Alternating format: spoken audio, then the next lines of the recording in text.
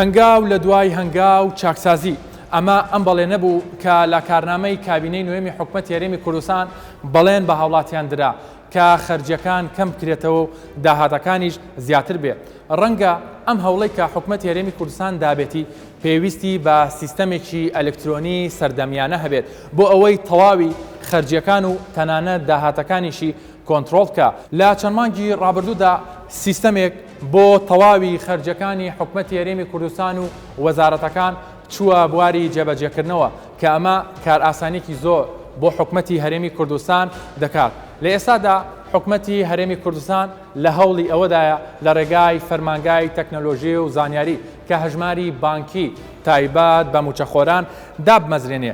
لا بوژانەوەی ئەم جارەدا بە دوواداچوون بۆ ئەم بابەتە دەکەم بزانم ئەم کار و چالاکیانی کە لە ڕێگای فەرمانگەی تەکنەلۆژیا و زانیاری تایبەت بە موچەخۆران دادەنرێت و کاری لەسەر دەکرێت چه خزمەتگوزاریەک پێشکەش بە موچەخۆران دەکرێت و ئامانجی حکوومەتی هەرێمی کوردستان لەم کارەدا چییە؟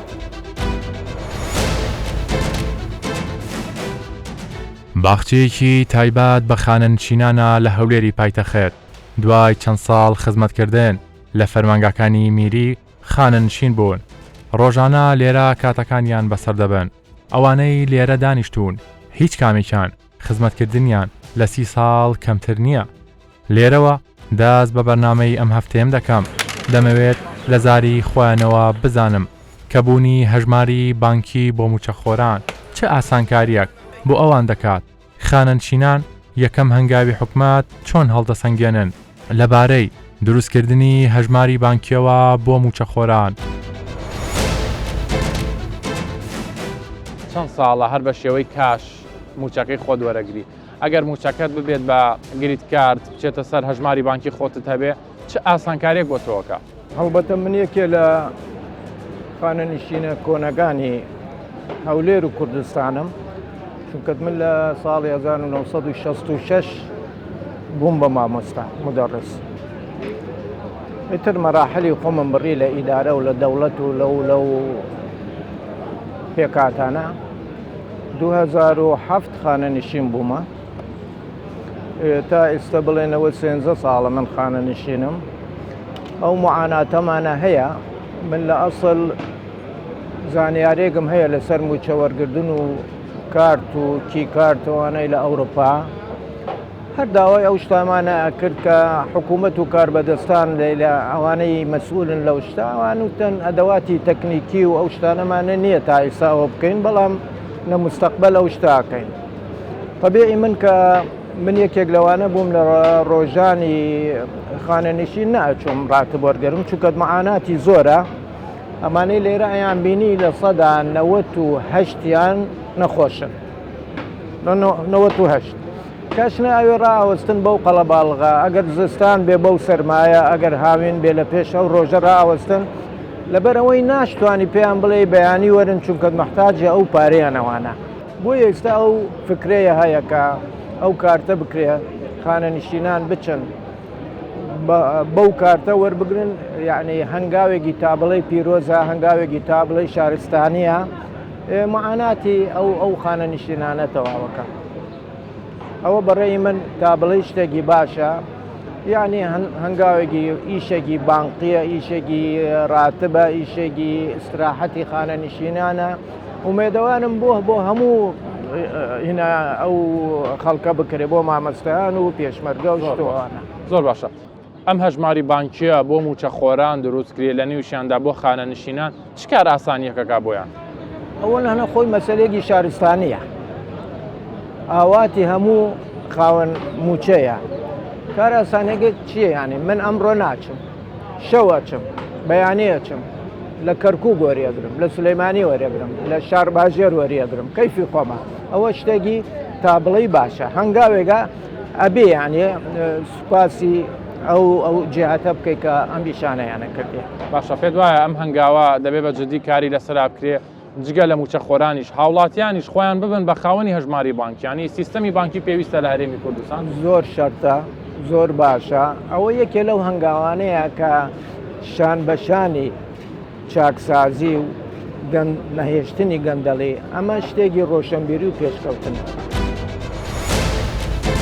ئەمە کەسی یەکەمی وەزارەتی دارایی و حکومەتی هەرێمی کوردستانە لە کۆنگرەیەکی ڕۆژنامەوانی مژدەیەکی خۆش بۆ موچەخۆرانی هەرێم ڕادەگەێنێت. ئاماژە بۆ ئەوەش دەدات لە ئایندەدا هەژماری بانکی سەرجەم موچەخۆرانی هەرێمی کوردستان دەگرێتەوە. لە چوارچێوەی بەرنامەی چاکسازی حکومەت لە چوارچێوەی جێبەجێکردنی یاسای چاکسازی کە لە 1/7/2020 چۆتە بواری جێبەجێکردنەوە مژدەی وەتانەیە نییە کە ئەو یاسایە و مادەی 13 بە عەمەلی چوە بواری جێبەجێکردنەوە. ئێستا وەکو هەنگاوی یەکەم ئەژمێری بانقی بۆ سەرجەم موچەخۆرانی کەرتی شارستانی مەدەنی جێبەجێکرێ لەگەڵ پۆلیس. ئەتوانم وەکو هەواڵێکی خۆشەوەشتان پێ بڵێم کە ئەم پرۆسەیە لە چوارچێوەی تەنها ئەژمێری بانقی و موچایە ناوەستێتەوە بەڵکو تەتویر کراوە بۆ ئەوەی ژمارەی کەسی بێ هاوتای لەگەڵایە یا کە هەر ئەژمێری بانقەکە بێ بە ژمارەی کەسی بێ هاوتا کە ئەویش بۆ وەکو بۆ ئەژمێری بانقی و دابشکردنی موچە بەکارێت لەگەڵیشە لەداهاتووە بۆ کارمەندانی کەرتی تایبەت و سەرجەم هاوڵاتیان لە مستەقبەلە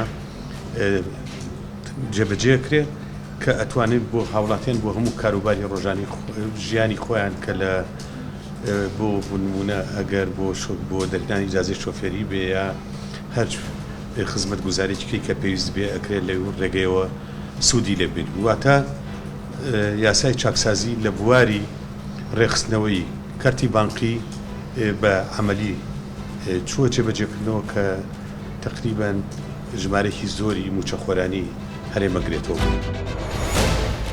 تا ئێستا لە هەرێمی کوردستان زیاتر لە 20 بانک بە تایبەتیش بانکە حکومەکان پرۆسەی سیستەمی ئەلکترۆنی ڕێکخراوەتەوە.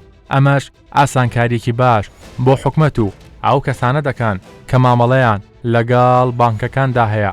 جگە لەمانەش سەرجەم خەرجەکانی حکومەت و تەنانەت وەزارەتەکانیش بە سیستەم کراوە.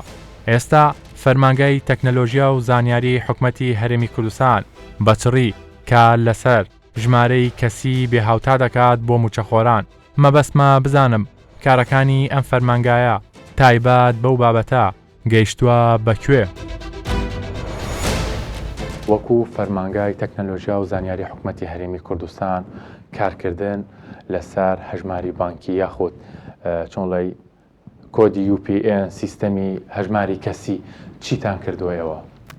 بەڵێ هەژماری بانکینی موچەخۆرانی حکومەتی هەرێمی کوردستان لە لای ئێمە پێشوەختە چەند ئامادەکاریی تەکنیکی هەبوو کە مەفروزە لای ئێمەوە جێبەجێ بکرێت.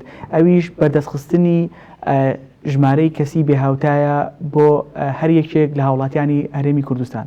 بەڵام سەرەتایمە ئەم ژمارەیەمان بۆ موچەخۆران بەردەست خست و ئەم هەژماری کەسی بێهاوتایە ڕنگدانەوەی هەیە لەسەر هەژماری بانکی کە لە ئێستادا وەزارەتی دارایی ڕایگەیانوە و بەردەستی خات بۆ موچەخۆری هەرێمی کوردستان. ئەمە بۆ هەموو موچەخۆرانە یاخۆت جارێک بۆ بەشێک لە موچەخۆرانتان کردووە ئەم سیستەمە؟ بەڵێ سەرەتا تەنها بۆ موچەخۆرانی شارستانی و لەگەڵ سەربازیمان بەردەست خستووە. لە ئێستادا زیاتر لە 500,000 ینی 9 میلیۆن زیاتر UPN ژمارەی کەسی بێهاوتا دراوەتەوە بە موچەخۆران و لە ڕێی بایۆمێتریکی خۆیانەوە فینگەرپرینتی خۆیان ئەم زانیاریانیان پێشڕاست کردوێتەوە و هەژمارەکەیان وەرگرتووە. باشە، ئێوە کەم سیستەمەتان ئامادە کردووە ئیتر لە دوای کە ڕادستی کێتان کردووە کێلەی بەرپرسیارە چۆنڵی ڕۆڵ و دەور و کاریگەری خۆی چی دەبێت سیستەمە؟ بەڵێ دوا بە دوای بەردەستخستنی ئەم ژمارەی کەسی بێهاوتایە کارێکی تر ئەبێت کە ئەم ژماری کەسی بێهاوتایە بەکار بهێنرێت. لەبەر ئەوە ئامادەکردنی لیستی موچە کە لە ئێستادا لە 15 حوتی ئەم ساڵەوە سیستمێک دروست کرا و ئامادەکراوە لەلایەن فەرمانگەی ئێمەوانە فەرمانگەی تەکنۆلۆژیای زانیاری کە سیستمی بەڕێوەبردننی موچەیە بە شێوازێکی دیجیتاڵی کە ئەمەش خۆی بینێتەوانێت لە کاریگەریەکەی لە دوو خاڵی زۆر سەرکیە بێت. یەکەمیان پێش هەموو شتێک کارئاسانیەکە بۆ ئامادەکردنی لیستی موچە و هەموو یەکە ژمێریاریەکان و گەنجینەکانی حکوومەتی هەرێمی کوردستان کە کاریان ئامادەکردن و پێدانی پارەیە، ئەمانە هەمووی ڕێڕەوی کاریان بە ئەلکترۆنی دەکرێت و لەم دووە موچە لە ڕێی ئەم سیستمەوانێ بە شێوازێکی ئەلکترۆنی بەردەسەخرێت و لە ماوەیەکی زۆر کاتە ئامادە دەکرێت. لایانی دووەمیان کە تۆ ئەم سیستمت کرد بە ئەلکترۆنی و ژمارەی کەسی دابین کرد کە موچەخۆران بتوانن خۆیان بناسێنن بە سیستمەکە، دوای ئەوە مەفروضە ئەم سیستمە ئاسانکاری بکە بۆ موچەخۆران لە چ ڕێگایەکەوە لەوەی کە موچەکانیان بە شێوازێکی لە ڕێی بانکەوانێ موچەکانیان پێ بگات. ئەوەی ڕاستی بێت لە ڕێی بانکەوانێ وەزارەتی دارایی جیهەتی تایبەتمەندە بە ئامادەکاری ئەم پرۆسەیە کە چۆنە چێتە بواری جێبەجێکردنەوە، ئایا لە ڕێی بانکە حکومیەکانەوە هەڵەسێت بەم کارە یان لە ڕێی بانکەکانی کەرتی تایبەتەوانێ، کە ئێمە وەکو فەرماگەی تەکنۆلۆژیای زانیاری پێشنیارمان بۆ ئەم پرۆسەیە ئەوەیە کە بانکەکانی کەرتی تایبەت ڕەچاو بکرێت و هەلیان پێ بدرێت کە بتوانن هاوکاری حکوومەت بن لەم پرۆسە گرنگەیە. ئەم پرۆسەیە چۆنڵی کەی کۆتایی پێدێت؟ ئێوە بە بەردەوامی کاری لەسەر دەکەن بە تایبەتی هەژماری بانکی بۆ موچەخۆران؟ ئەم هەژماری بانکیە کە لای ئەمە وەکو ژمارەی کەسی بێ هاوتا سێر دەکرێت لە ڕووی تەکنیکیەوانە، ئەمە بەس بۆ موچەخۆران بەردەست نابێت، دواتر بۆ هەموو هاوڵاتیانی هەرێمی کوردستان بەردەست دەبێت. دواتر حکوومەتی هەرێمی کوردستان هەر خزمەتگوزارێکی کرد بە دیجیتاڵی هاوڵاتیانی هەرێمی کوردستان دەتوانن لە ڕێی ئەم ژمارەی کەسی بێ هاوتایەوانێ بتوانن داغڵی ئەم خزمەتگوزاری ئەلکترۆنیانە ببن و کارەکانیان تێدا بە ئەنجام بگەێنن.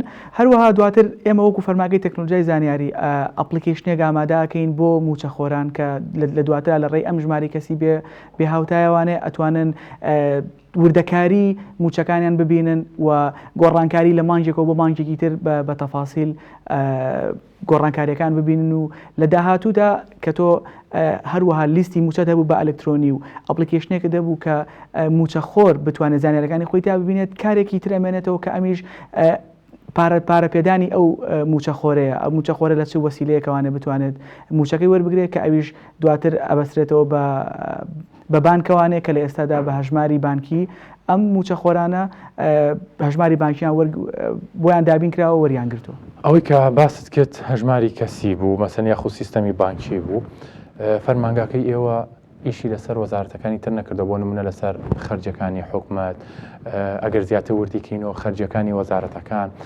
کارتان لەسەر ئەم سیستەمانە نەکردووە یاخود پێشتر کارتان لەسەر کردووە و کۆتاییتان بەم سیستەمە هێناوە؟ خۆشبەختانە فەرماگەی تەکنۆلۆژیای زانیاری لە ڕابردوودا کاری لەسەر بە سیستماتیکردن و دروستکردنی سیستم بۆ کۆنتڕۆڵکردنی خەرجەکانی حکوومەتی هەرێمی کوردستان ئامادە کردووە و ئێستا تەواو بوو لە کاریشدایە و هەروەها ئەم خەرجیانە تا دەسەڵاتەکان شۆڕ کراوەتەوە تا سەر مستەوای بەڕێبەرایەتی گشتیەکان، یعنی لەمەوە ئەگەر هەر وەزارەتێک یا بەڕێبەرایەتێکی گشتی پێویست کات کە خەرجێکی هەبێت، داواکارێکی خەرجی هەبێت، هەڵەسن بەوەی کە لە ڕێی ئەم سیستمەوانێ داواکارەکانیان پێشکەش دەکەن و دواتر ئەم داواکاریانە بەرز دەکرێتەوانێ بۆ وەزارەت و دواتر بڕیاری لەسەر دەدرێت. و لە داهاتووشدا بە هەمان شێوە سیستمی موچە بەشێکە بێت لەم سیستمە، چونکە لە کۆتاییە موچەش هەر بەشێکە لە خەرجەکانی حکوومەتی هەرێمی کوردستان و ئەم سیستمە دواتر راپۆرتی لەسەرایەت و بە شکلێکی سیستماتیک ڕێکی خاتەوانە. لە ساڵانی ڕابردوو دەمانبینی کۆمەڵی ڕاوێژکار دەهاتن بیانی بۆ ناوخۆی هەرێمی کوردستان، ئەگەر پێویستمان بە سیستەمێک وایە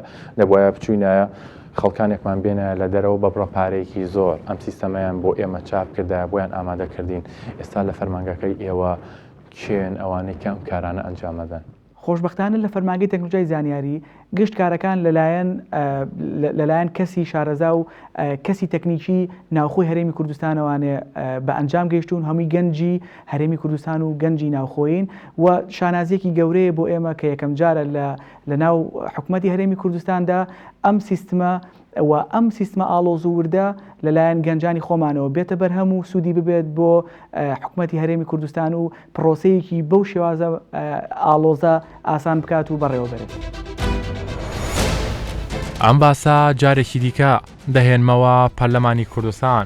کۆمەڵێک پرسیار ئاراستەی لیژنەی دارایی دەکەم بزانم لە ڕووی یاساییەوە چۆن کاریان لەسەر کردووە و بە تەواوبوونی ئەم سیستەمەش چ کاریگەریەکی دەبێت بۆ حکوومەت بە تایبەتی لە ڕووی خەرجیەکانەوە. هەژماری بانکی لە پەرلەمانی کوردستانە چی بەسەرهات یاساکەی چۆنە پەرلەمانی کوردستان بە چ شێواز و میکانیزمێک کاری لەسەر کردووە؟ طبعا لە یاسای ژمارە 2 ساڵی 2020 کاتێک پرۆژەکە لە حکوومەتی هەرێمی کوردستان هاتە پەرلەمانی کوردستان ئێمە دوای گفتوگۆیەکی زۆر بە پێویستمانزانی کە پێشنیاریەوە بکەینە ناو یاساکەوە کە ئەژماری بانقی بۆ فەرمانبەران و موچەخۆرانی هەرێمی کوردستان بکرێتەوە. دیارە ئامانجمان دوو خاڵی ئەساسی بوو. یەکەم مەسلەی پاشەکەوتی موچەکە و کاتە پاشەکەوتی موچە هەبوو خەرجێکی زۆری فەرمانبەران و موچەخۆرانی هەرێمی کوردستان لای حکوومەت بوو. مەبەستمان بوو کە لە یاسایەکە جێ ئەمە بکەینەوە تاوەکو حکوومەت ملزەم بێ بۆ هەر کاتێک کە پاشەکەوتی موچە بداتەوە بە فەرمانبەران و موچەخۆرانی هەرێمی کوردستان.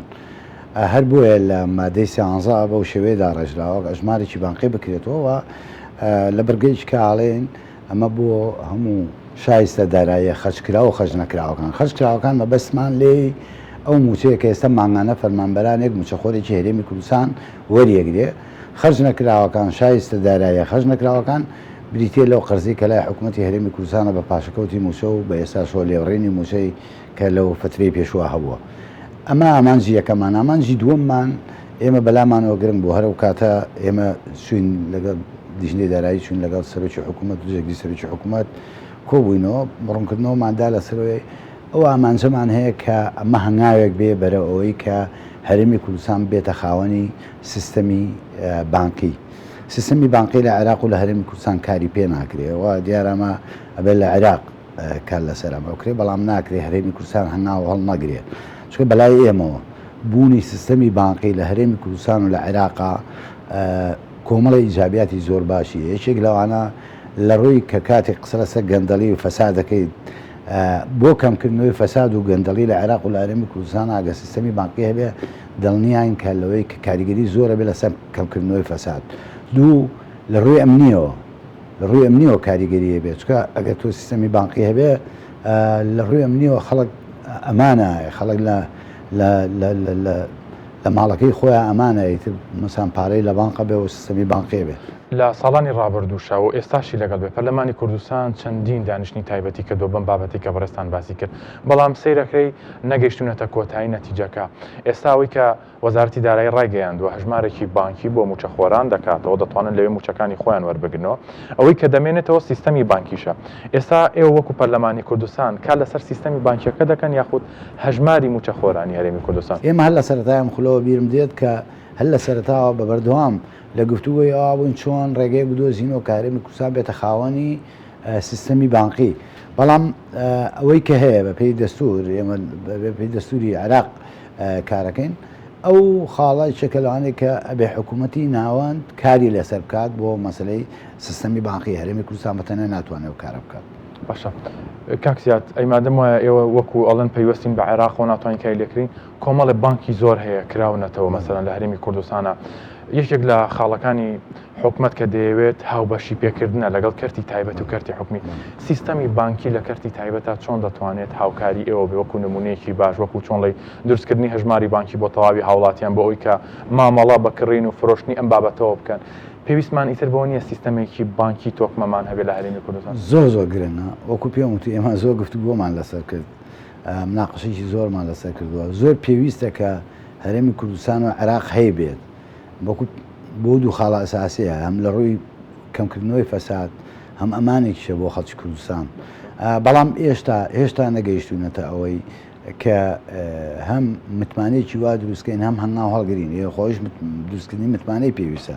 ئێستا ئێمە لە بانکانی هەرێمی کوردستانە سیستەمێکی ئەلکترۆنی چەند ساڵێکە بۆ بەستنەوەی بانکان بەیەکەوە بانقە حکوومیەکان پێم وایە تاو فتری پێشوو 15 بانق و 16 بانق و ئەویان کردبوو کە جێبەجێیان کردبوو لە 90 بانق ئەو بانقی ئەهلی هەیە لە هەرێمی کوردستان و لە عێراقا هەموومانە بێ ڕێک بخرێن و بۆ سیستەمی بانقی ئەمە هەنگاونانە بەرەو ئەوەی سیستەمەکە بڕۆن بەڵام کاتێک سیستەمەکە جێبەجێ بکرێت نقصانی هەبێ بە تەنیا جێبەجێ ناکرێت ئەبێ هەموومانە بەیەکەوە گرێ بدرێت و پێکەوە کاریان لەسەر بکرێت.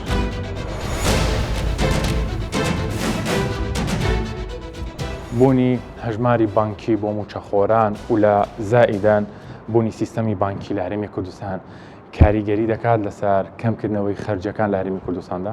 بەڵێ خۆی ئێمە دەبی ئەو واقعەتە باز بکەین کە سیستەمی بانقی لە هەرێمی کوردستان ئەو بانقانەی کە سەر بە حکوومەتن زیاتر سیستەمێک وەکو ئەر سندوقێکیان قاسەیەک وایە کە بەس پێدانی موچێ و ناتوانێت هەموو کارە بانقیەکان بکە بۆ نمونە کرێدیت و ئەوانە خۆی سیستەمەکە لە خولی پێش ئێمەوە محاولە کراوە کە سیستەمێکی ئەلکترۆنی بێ و بانقەکان پێکەوە بەستێتەوە کە تا ئێستا تەواو نەبووە بەڵام حکوومەت کاری جدی بۆ کردووە بە کێشەیەکمان هەیە کە بانقەکانی هەرێمی کوردستان سەر بە بانقی مرکزی وەنین لە بانقی حکوومەت ئەمە کێشەیەکی پیا کردووە سیستەمێکمان نییە کە هەموو بانقەکان پێکەوە بەستێتەوە بە شێوەیەکی ئەلکترۆنی کاری لەسەر کراوە بەڵام تەواو نەکراوە و یەکێکە لە ئەو کارنامانەی کە حکوومەت باسی لێوە کردو لە کارنامەی حکوومەت کە ئەلکترۆنیکردنی سیستەمی بانقیە و پاش ئەوەی ئەو کارانەی لە بانک هەم موچە هەم با بڵێ وەرگرتنی پارە یان پێدانی پارەمان هەمووی بە سیستەمێکی ئەلکترۆنی بکرێت ئێمە ئەو کێشەیەمان هەیە بەڵام حکوومەت هەنگاوی ناوە و پێم وایە بۆ ئەم ساڵیان ناوەندی ساڵێکی تر تەواو بێت. باشە هەندێک جار لە کاتی پێدانی موچەیە کێشەی پێدانمان هەیە لە ڕووی کاشەوە چونکە بانکەکان یەکسەر ڕاستەوخۆ پارەکە دەدەن بە هاوڵاتیان دەچن موچەکانی خۆیان وەردەگرن ئەم هەژماری بانکیە چ کاریگەری دەبێت لەسەرەوەی کە ئەگەر کێشەی کاشیشمان هەبوو بتوانێت چۆڵی وەکو فەراغێک پڕی کاتەوە لە دوایشە ئەو خەرجیانە چییە کە کەمیە کاتەوە ئەم هەژماری بانکیە لەسەر حکوومەت خۆی ئەگەر سیستەمی کاش نەمێنیان چکە ئێمە زۆر جار کێشەمان نەبووە لە هاتنی موچە هەتا لەگەر بەغداش ئەو کێشەمان نەبووە کە موچە دەیان نایە تەنها کێشەی سویلەمان هەبووە ینی کاشمان هەبووە خۆی ئەگەر ئەو سیستەمە نەمێنێەوە سیستەمەکە بێت بە کرێدیت یان بە ئەلکترۆنی هەموو فەرمانبەرێکیان هەموو موچە خۆرێک بە کارتێک موچەی خۆی وەرگێتەوە بە کارت سەرفی بکات و بێت تەعاملەکەی ئەلکترۆنی بێ پێم وایە هەم دەتوانین لە ڕۆژێک دوو ڕۆژ هەموو موچە خۆران موچەی خۆیان وەربگرن و ئیشی پێ بکەن و خەرجیەکانیش لەسەر حکوومەت کەم دەکاتەوە چونکە با بڵێن نەقلە و ئەو کارانەیە کە هەمووی خۆ دەزانی ینی هەمووی دەبێت بەدەست بێت و بەدەست بڕوە ئەمانە نامێنێ ئەمانە خەرجیە کەم دەکاتەوە و خێرایی ئەو پرۆسەی موچە وەرگرتن و خشتە و نازەمچ ئەمانەش خێراتر دەبێت. ئەو وڵاتانەی پێش بە سیستەمی بانکی دەبەستن هەمیشە ئابوووریەکی بەهێزیان هەیە چونکە متمانەکردن بە بانکەکان بە تایبەتیش بانکە حکومیەکان جوڵەیەکی باش دەخاتە بازارەوە و زۆربەی هاوڵاتیانیش دەتوانن سوود لەو بڕەپارەیە ببینن کە لە بانکەکاندا بوونی هەیە. ئەمە گای کە حکوومەتی هەرێم ناوێتی بەوەی کە با بڵین ستافی دوو وەزارەت تا ئێستاکەت لە مۆدوا بە موچیان لە ڕێگای بانکەوە دەبێ و هەنگایەکی زۆر باشە لەبەرەوەی لە هەرێمی کوردستان 70% داهات و جموجۆڵی بازاڕی لەسەر ئەو وستاوەکە موچەخۆری زۆرە و ئەگەر ئەو موچە خۆرانە دەست پێ بکەن بۆی کە داهاتیان زیاتر لە ڕێگای بانکینگ سیستمەوە بێکاش بەکار نهێنن ئەوە بەرەبەرە بانکینگ سیستمێکی بەهێزە دروستێت تاوانەوە هەموو ستێپەکە نیە و هەموو پرۆسسەکە نیە بەڵام ئەوە سەرەتایەکی باشە بۆی بتوانانی ئیتر احتیمات کەیتە سەر بەکارهێنانی کارت و هەروەها هاوڵاتی قەت دروستکا بە بانق و بتوانین پارەکانیان لە بانقدانن و لەبەری چەندێک کاش بەکاربێنی ئەوەندێ ئابوووریەکەت هیچ بەهێز نابێ تۆ پارەکەت لە بانقداناوە وەکوە لە ماڵەوە داتناوە هیچ پێ ناکەی لە ماڵەوە بەڵام بانق و پارەیە بەکاردێنێ ئەوە دووەم لایەن بانقش ئەیداتە کەسێکی تر کە پارە قەرزەکات و بزنسی پێدا ئەمەزرێنێ ئەوە سێم لایەن و بزنسەشی کە دامەزراوە بۆ نمونە ئەوە هەر سوودە بۆ خەڵک هەر تۆ ئەو پارەیە بەس پاوەڕ ئیفێکتەکەی زۆر بەهێزترە لەوەی کە یەک نەفەر کاشی بەدەسەوە بێت و لە ماڵەوە دایناتویان بەکاری نەهێنێت وایە گرنگە کە یعنی با بڵێن ئەگەر تۆ جموجۆڵی بازاڕەت با بڵێن بۆ نمونە ملیارێ دۆلار بێت لەو کاتی کە لە بانک دانای بانقی سمت بەهێز بێ دەکاتە 4 میلیارد یان 5 میلیارد دلار. هەل لە سەرەتای دانانی هەژماری بانکی بۆ بەشێک لە وەزارەتەکان وردە کاریگەریە ئەرێنەکان دەرکەوتون بە جۆرێک تا کاتی ئامادەکردنی ئەم بەرنامەیە وەزارەتی دارایی حکوومەتی هەرێمی کوردستان ڕایگەیان ئەوان بە تەواوەتی سەرجەم لیستی موچەخۆرانی هەرێمی کوردستان دەخەنە لەسەر سیستەمی بانکی لە هەمان کاتیشدا لە دوای یەکی حوتەوە هەر کەسێک زیاتر لە موچەیەکی وەرگرتە بێت لێی وەردەگیرێتەوە. کردنەوەی هەژماری بانکی بۆ موچەخۆران یەکێکە بێت لە هەنگاوە گرنگەکانی حکومەتی هەرێمی کوردستان، ئەماش کار بۆ دەکرێت کە لە هەرێمی کوردستاندا بە تەواوەتی سیستەمی بانکی ڕێک بخرێتەوە. چەند سوودێکی ئەم سیستەمی بانکی ئەوەیە کە کێشەی پارەی کاش چارەسەر دەکاو، لە هەمان کاتیشدا خەرجەکانی حکومەت بە ڕێژەیەکی بەرچاو کەم دەکاتەوە، لەسەر و هەموو شێوە جارێکی دیکە متمانە دەگەڕێتەوە بۆ بانکەکان. هاوڵاتیان دەتوانن بەو پەڕی دڵنیاییەوە لەگەڵ بانکە حکومی و ئەهلیەکاندا بە تەواوەتی مامەڵەی خۆیان ئەنجام بدەن.